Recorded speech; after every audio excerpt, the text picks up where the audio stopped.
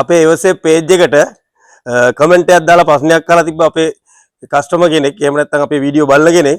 ඉතින් එයා ප්‍රශ්නේ නගලා තිබ්බේ මම කලින් වීඩියෝ එකක් කරලා තිබ්බේ ගෑස් සම්බන්ධව ගින්නේදී හයි ප්‍රෙෂර් රෙගුලේටර් එක පාවිච්චි කරලා. දැන් එයා මයින් අහලා තිබ්බ ප්‍රශ්නේ තමයි ලෝ ප්‍රෙෂර් රෙගුලේටර් එකක් වුණොත් මොකද කරන්නේ මේ විදිහටම කරන්න පුළුවන්ද කියන එක ප්‍රශ්නේ. මම එහෙනම් දැන් ඔයාලට කරලා පෙන්නන්න ලෝ ප්‍රෙෂර් රෙගුලේටර් එකක් භාවිතා කරන වෙලාව ගෑස් සිලින්ඩර් ගින්නක් ඇති වුණොත් කොහොමද නිමාගන්නේ කියලා.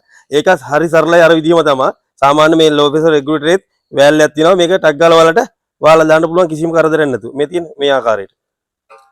නිකම්ම ගින්න නිවිලා යනවා.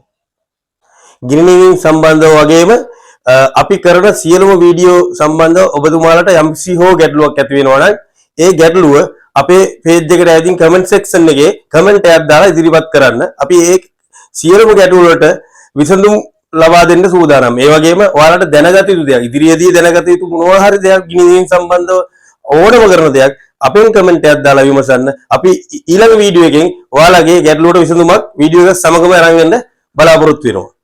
ඒ වගේම අපේ පේජ් එක අන් අයටත් බලා ගන්න කමෙන්ට් කරලා ෂෙයා කරලා ෆලෝ කරලා අනිවාර්යෙන් තියාගන්න.